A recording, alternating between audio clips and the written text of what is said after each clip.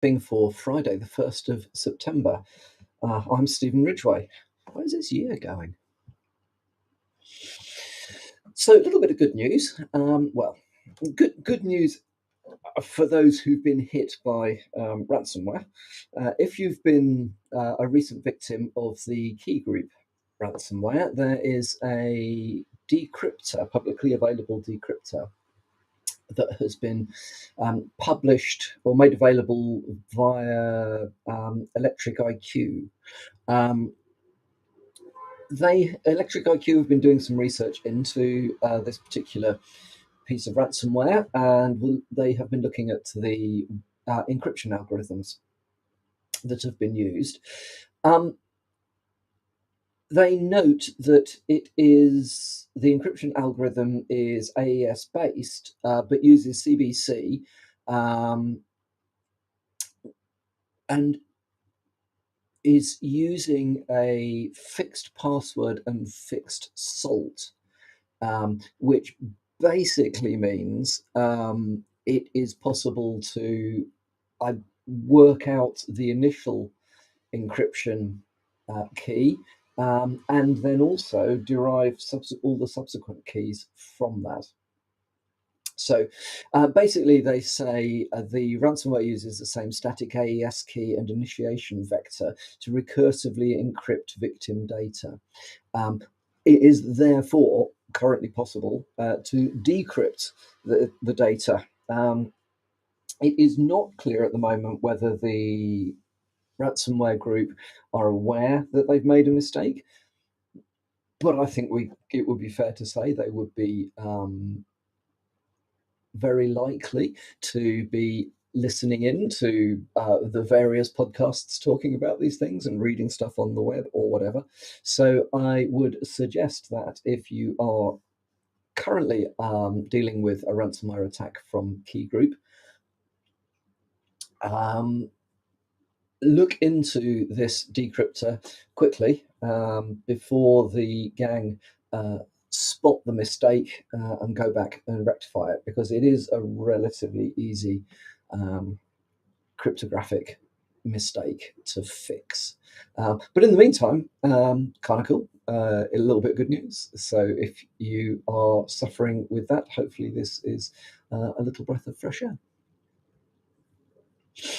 I was talking to somebody in the education sector not too long ago around some of the very specific challenges that they face. So whilst I'll stand by this, fundamentally, the basics of cybersecurity are the same for whatever sector you're in. I know that's not a popular view. There are lots of people that make a lot of money out of telling organisations that they're so bespoke that they have to have all this bespoke stuff. Well, kind of true once you get really deep down into it, but not much point in going for the really complex if you haven't got the basics right. Well, education sector suffers from all the same stuff, but the scales are kind of different. They tend to have, hundreds, if not thousands, of users that come in all sorts of categories with differing loyalties to the organisation. Effectively defining the barriers between inside and outside are quite hard.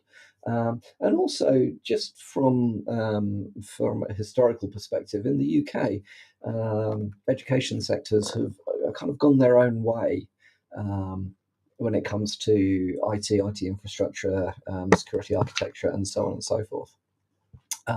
So the tribal knowledge and standards are perhaps not quite as well established as you would have thought they would be by now.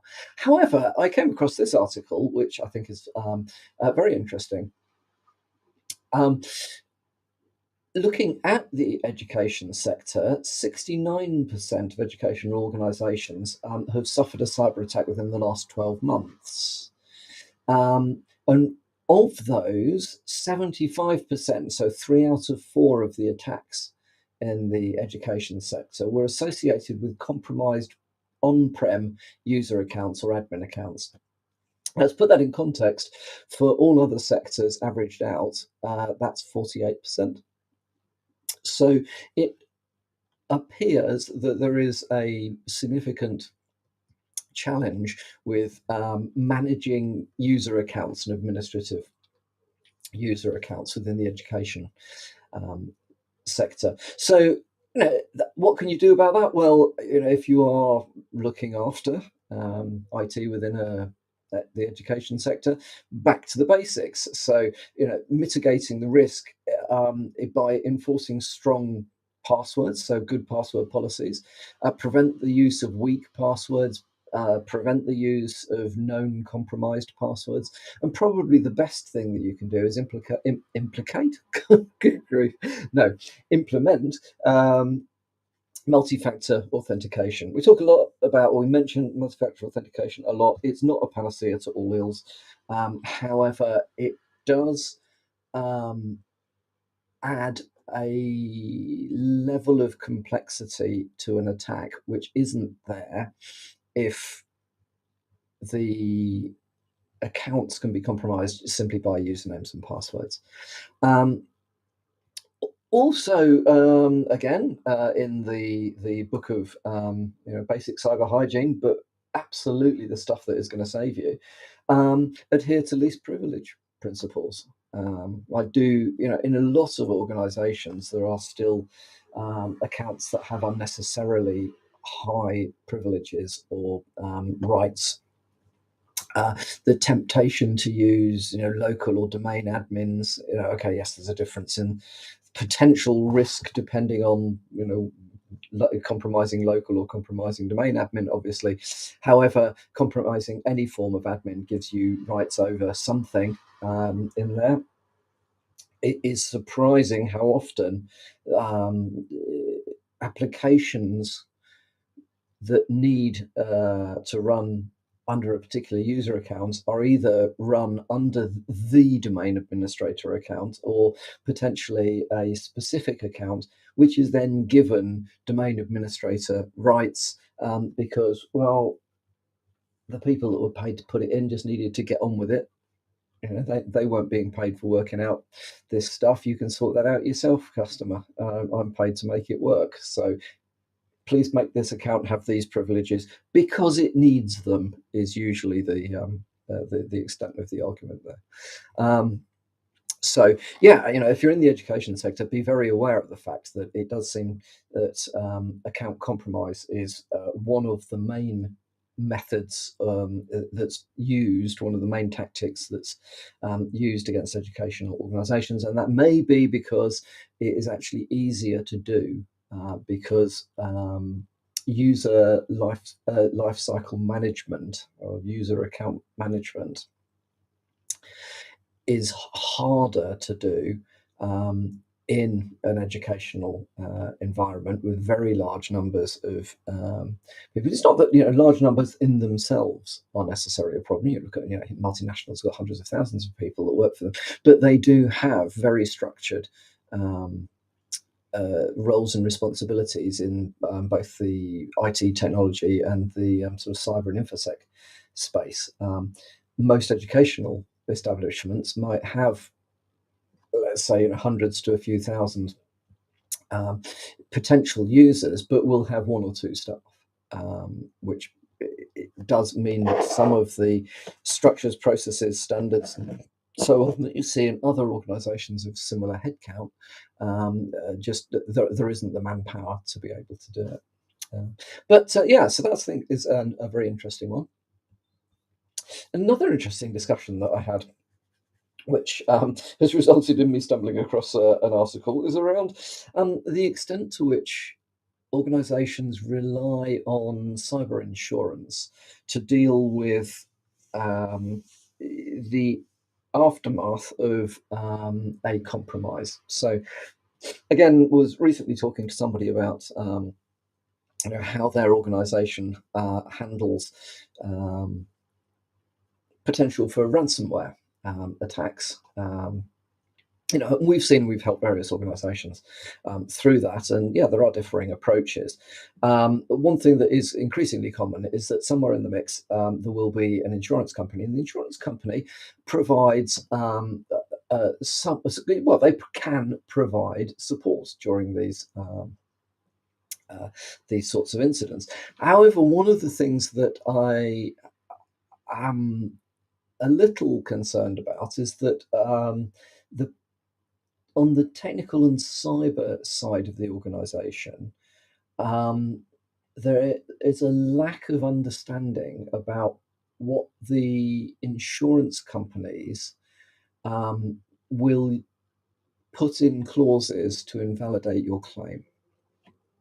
So, yes, you've got cyber insurance. Yes, it covers, let's say, ransomware, but you need to be very certain that you don't inadvertently void your insurance cover. Excuse me. Especially as increasingly when we have been helping organisations or when we've been discussing things with organisations, the one of the answers that comes back to, well, what would you do about X, Y, and Z is, oh well, it's okay because our insurance company provides us some cyber experts. We'd get them to do it. Um, in practice, by the way, yes, you can possibly get hold of some very, very good people that way, but you don't always. It depends whether the good people are busy on better paying accounts or not. So you might end up with the A team. You might end up with a bunch of Z-listers. You don't know until it happens. They're untested and they don't know your environment. So what they tend to do is very formulaic. It follows their process, which can be good. And if you've got support through a good organization, they will have some superb incident response um, processes that they will implement. But the stuff that makes or breaks an incident it isn't necessarily your access to good technical people. It's how you run the incident and how you run the incident. Even if you're expecting your insurance company to run the incident for you, I think you'll be surprised um, how little they think they're on the hook for actually on the ground doing it day by day, as you're working through these things. So, making sure perhaps that in your insurance cover, that if it does cover incident response, that you don't just have access to subject matter experts, that you've actually also got somebody who is seasoned and experienced cyber incident handler that will run the incident and will make the decisions around um, how do we structure the update calls. If you've sat on incident calls where you've got everybody from the CEO down to the junior analyst all on the same call, all trying to do things at the same time, you know how inefficient that can be. So you need somebody that can structure stuff and somebody that can make recommendations like, I think we ought to stop forensics now. It's ransomware. We've got as much as we're going to get. The rest's encrypted. Let's not spend a lot of time on this. Let's actually put together the plan for um, recovery. And that's another point. How far does your cyber insurance assist you with the recovery part? So, incident response life cycle is the core of it. Detect, contain, eradicate, recover. Um, can they support you through the whole piece, or are they actually more focused on they're not going to do the detect because they're there because it's already happened. Do they know how to contain, and do they know how to eradicate? You'd kind of hope so. Can they help you with recovery? Maybe. Is it included in your insurance? That's another thing. Other gotchas with insurance are how much assistance they get. So they may have a very long list of, we will provide you support for this, and this. If you look in the small print, how many hours are they doing that for? Every support contract I've seen through insurance directly, one way or another, limits the number of days that are covered by the policy. After that, you're paying for it yourselves. And if you have support from some of the larger organisations, that they will roll in. If you ask them to, they'll roll in a lot of people to help you, and you're paying for all of those once you reach the limit of your cover. But even beyond that, they may choose not to engage at all if they don't think that your security protocols are adequate within the organisation, or if they think that there are exclusions for things like human error, acts of war, not following compliance procedures. So whilst I